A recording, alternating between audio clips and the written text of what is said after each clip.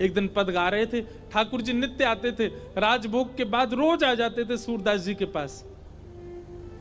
सूरदास जी को नहीं पता रहता था, सूरदास जी तो राजभोग अरोग के, अच्छा राजभोग समझते हैं, दोपहर की जो आरती होती है 12 साढ़े 12 बजे सारे मंदिरों में वृंदावन में, उसको राजभोग आरती कहते हैं। और राजभोग के बाद श्री ठाकुर जी के कपाट बंद हो जाते हैं। क्यों? ऐसी मान्यता हमारे भाव हैं ब्रज के कि श्री ठाकुर जी गैया चरावे गए अब। और जो उत्थापन आरती होती 4:30-5 बजे, उसमें फिर पहला फल का भोग ही लगता ठाकुर जी को। क्यों? वन में हैं ठाकुर जी, वन में भोग लगा रहे हैं। तो राजभोग आरती के बाद में श्रीनाथ जी के कपाट बंद हो जाते, सूरदास जी आ जाते, अपनी कुटिया में बैठ करके कीर्तन गाते, पद बना बना करके रचना करते। और श्री ठाकुर जी चुपचाप खिड़की से निकल करके आते और सूरदास की कुटिया में अधर आकर के बैठ जाते और कोने में बैठ के थोड़ी पे हाथ धर के चुपचाप सुनते सूरदास जी को।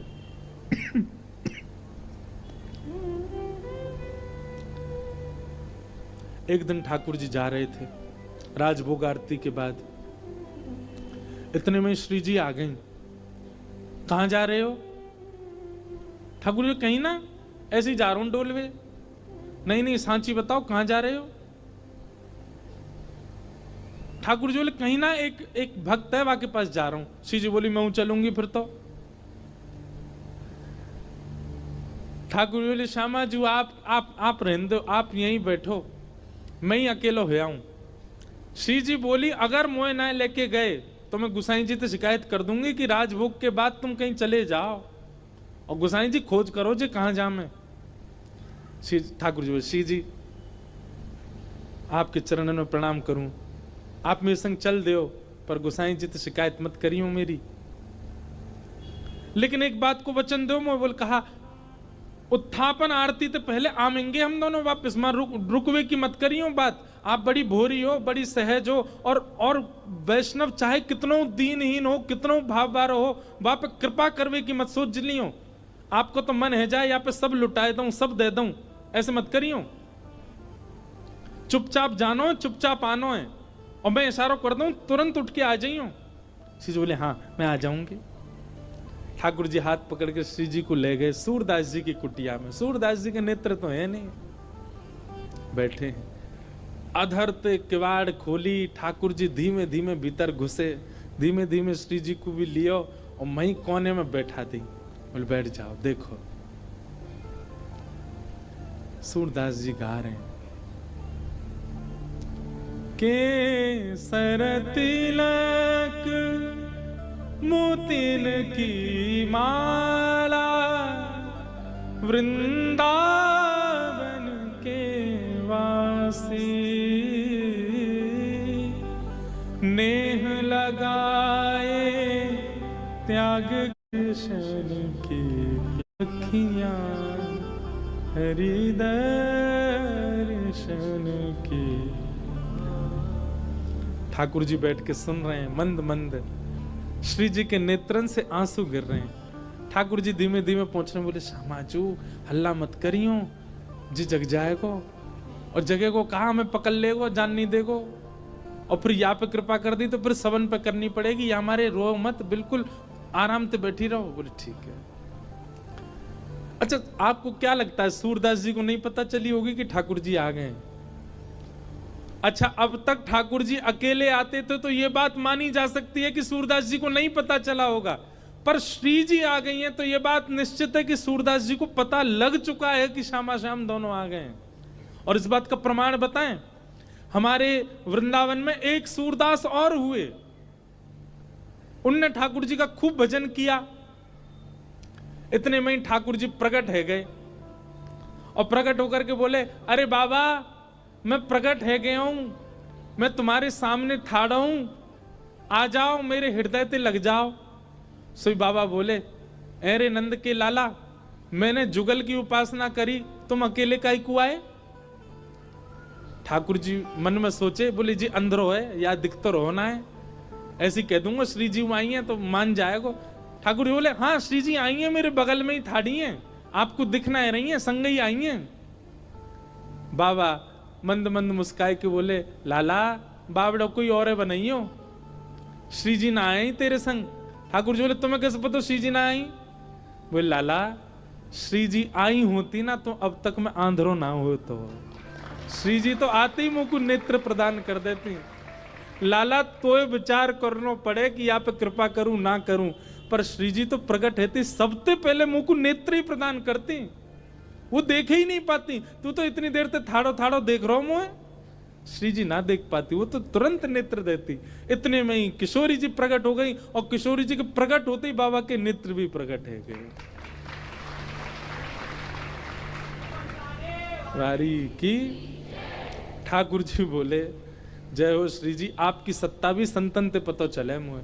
तो उस कथा से, वैसे इस कथा में ये बात लिखी नहीं है, पर अभी अभी मेरे मन में व्यास मंच में बैठे बैठे आई कि उस कथा से इस कथा को जोड़ें। अब तक ठाकुर जी अकेले आते थे सूरदास जी के पास, पर आज श्री जी आई हैं, तो क्या सूरदास जी को पता नहीं चला हुआ कि श्यामा श्याम आ गए हैं? निश्चित पता चल गया। इसीलिए आज एक विचित्र लीला हुई। क्या? गाते गाते सूरदास जी ने अपनी लाठी उठाई और उठ करके अपनी कुटिया से बाहर जाने लगे। श्री जी बोली, जी कहां जा रहे हो बाबा? अरे आंधरो बाबा, कहीं गिर नहीं जाए, हम यहाँ के संग चलें, कहीं गिरवे वारो होगा तो बचा लेंगे। ठाकुर जी बोले, मैंने पहले ही मना करी आप तो, सब कृपा फिपा ना करनी कोई पे, और समय है गो उत्थापन को, मैं गुसाई जी मंदिर खोल देंगे, चलो जल्दी मंदिर में। श्री जी बोली, ना है ना है, बस ये जहां जा रहा हूं वहां तक यहाँ छोड़, यहां में फिर चल देंगे मंदिर में। ठाकुर जी बोले, पहले ही मना कर रहा हूं, मत चलो मेरे संग। आ गई है जबरदस्ती, अब मां मंदिर में हम दोनों नहीं मिलेंगे तो श्री गुसाई जी बड़ी डांटेंगे। श्री जी पीछे पीछे चलन लगी। सूरदास जी जान गए कि श्री जी ठाकुर जी आए और आज इन पर कृपा करवाई लूं अपने ऊपर, इसलिए सूरदास जी भी जबरदस्ती आंधरो बनने के भाव से चल रहे हैं। चलते चलते सूरदास जी भी वहां गए जहां गहरो गड्ढा। सूरदास जी जैसे ही गड्ढा की ओर जाने लगे, श्री जी बोली, अरे देखो श्याम सुंदर जी गिर जाएगो बाबा, गड्ढा में गिर जाएगो, या के माथे में लग जाएगी, हाथ पांव में लग, या को पकड़ लो, रोक लो। ठाकुर जी बोले, श्री जी तो मेरी सौगंध पास मत जाइयो, या के जिनके नेत्र नाए हूं मैं ना, इन सबन के पास छठवीं बुद्धि होवे, जे स्पर्श करके पहचान ले कौन है कौन नहीं है। और जाने एक बार हम दोनों उनको स्पर्श कर लियो, जो पहचान जाएगा कि हम कौन है। श्री जी बोली, तो पता लग नंदो कौन है, कहा चलो जाएगा। अरे ना है, एक पे कृपा कर दी तो घनेरे बैठे सबन पकड़नी पड़ेगी। किशोरी जी बोली, ना ना जी गिर जाएगा। अब यहां तो किशोरी जी जा रही हैं बचावे, तब तक सूरदास जी कूद ही गए, और कूदते, अरे भैया, अरे कन्हैया, अरे लाला, अरे भैया कोई काम को सुनना हो तो न देखियो, अरे मैं आंधरो गिर गऊं कुआ में, अरे भैया मैं यहाँ से बचाए लियो। श्री जी बोली, ठाकुर जी या तो इनको बाहर निकालो, नहीं तो मैं आपसे कट्टी आ जाऊंगी। ठाकुर जी बोले, श्यामा जी मैं यही मारे ना लेके आऊं आपको संग में, नेक में ही पिघल जाए, नेक में ही दया आ जाए आपके चित्त में ना, या को निकाल दो, फिर कभी ना कहूंगी, या को बस बाहर निकाल के हम दोनों भाग जाएंगे यहां से। ठाकुर जी ने ऊपर से झांक के देखी, खूब गहरो। ठाकुर जी, और कैसे निकालूं? श्री जी बोली, एक तरीका है ना, आप अपनी कारी कमरी निकालो, मैं अपनी चुनरी निकालूं, दोनों में गुर्र गांठ बांध दो और बाकू नीचे पधरा दो, बाबा तो कह रहे पकड़ ले, पकड़ के हम यहां बाहर निकाल लेंगे। ठाकुर जी बोले, ठीक है लाओ। श्री जी ने अपनी चुनरी दी, ठाकुर जी ने कारी कमरी ते बांध के और नीचे वह गड्ढा में डाल दी, और ऊपर से ठाकुर जी बोले, बाबा।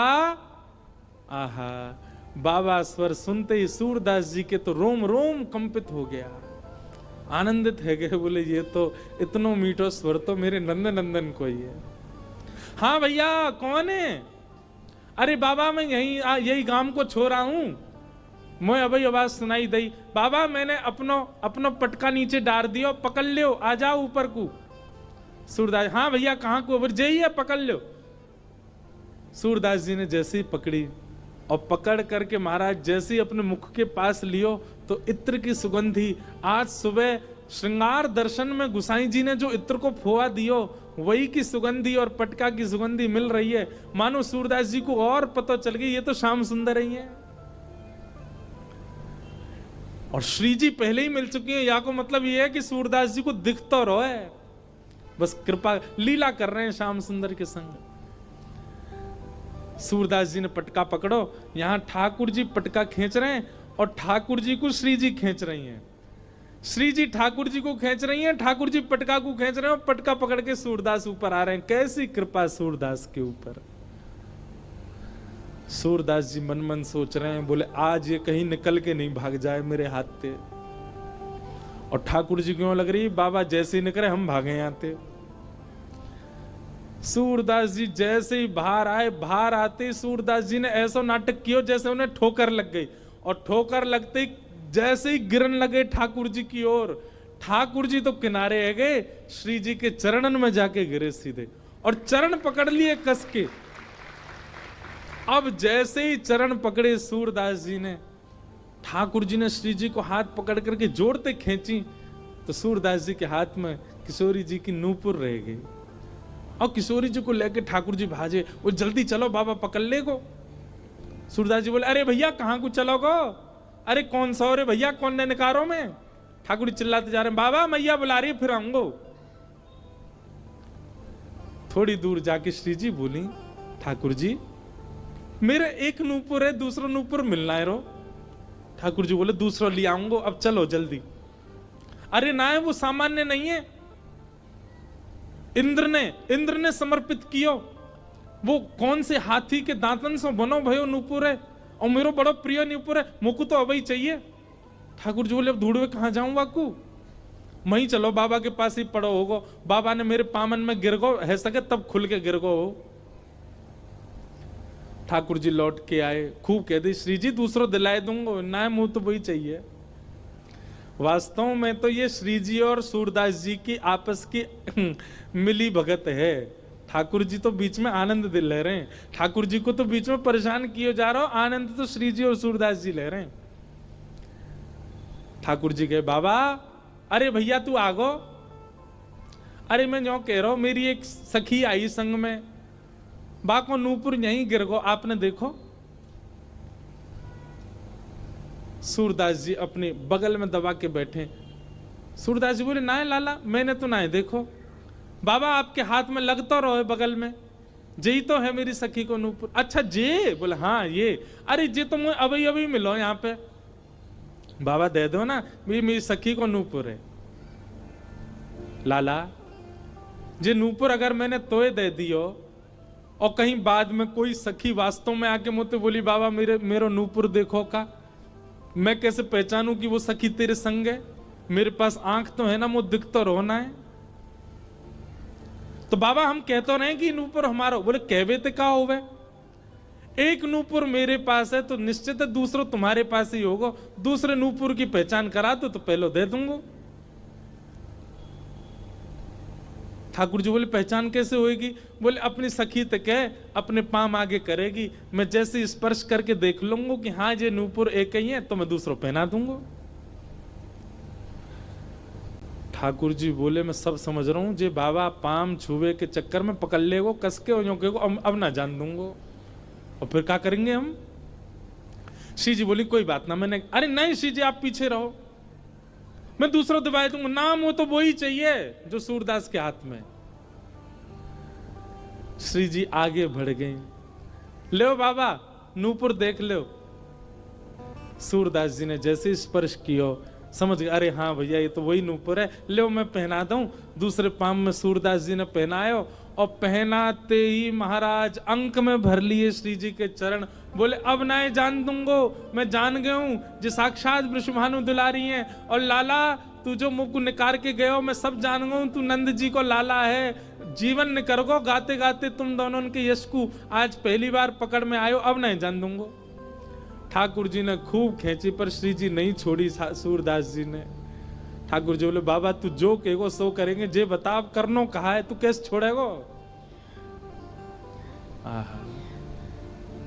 बसो मोरे नैनन में यह जोड़ी, बसो मोरे नैनन में यह जो। सूरदास जी कह रहे हैं मैं नेत्रन से आंध हूं, मुंह दिखे ना है, पर मैं आपसे एक ही वरदान चाहूं, मेरे एक नेत्र में सदा श्री जी और दूसरे नेत्र में सदा आप विराजमान है जाओ, आपके नित्य दर्शन मुकु होयो करें, बस यही वरदान दे दो। नव दुलहे ब्रज राज सावरो, दुल्हन राधा गोरी, बसो मोरे नैनन में यह जोड़ी, बसो मोरे नैनन में यह जोड़ी। प्रिया प्रियतम दोनों ने युगल रूप में खड़े करके सूरदास जी के नेत्रन पे हाथ धर दिए और कही सूरदास खोल के देखो। आज सूरदास जी ने पहली बार नेत्र खोले और श्यामा श्याम के युगल प्रत्यक्ष दर्शन उनको है गए। रोम रोम को दर्शन कियो, एक एक अंग को दर्शन कियो, घूम घूम के परिक्रमा लगाई दोनों की और फिर दोनों से प्रार्थना करिए बस एक वरदान दे दो। कहा मुझे फिर से अंधो बना दो, अब आप दोनों दिख गए, अब दुनिया में और कोई को नहीं देखना है। ये जो सूरदास जी के साथ घटना हुई ये क्या है? ये रास है। सूरदास जी जब तक पद गा रहे हैं, जब तक पद बना रहे हैं, निर्माण कर रहे हैं, वो सब रस है, पर उनके रस से प्रसन्न होकर के जब ठाकुर जी कृपा करने उनके पास आ गए, यही रास है। हम सब रस में व्यवस्थित हैं, हम सबकी स्थिति अभी रस में है, पर हमारा रस रास में परिवर्तित होना चाहिए और उसके लिए रस को सुंदर बनाना पड़ेगा। रस इतना सुंदर कर लो।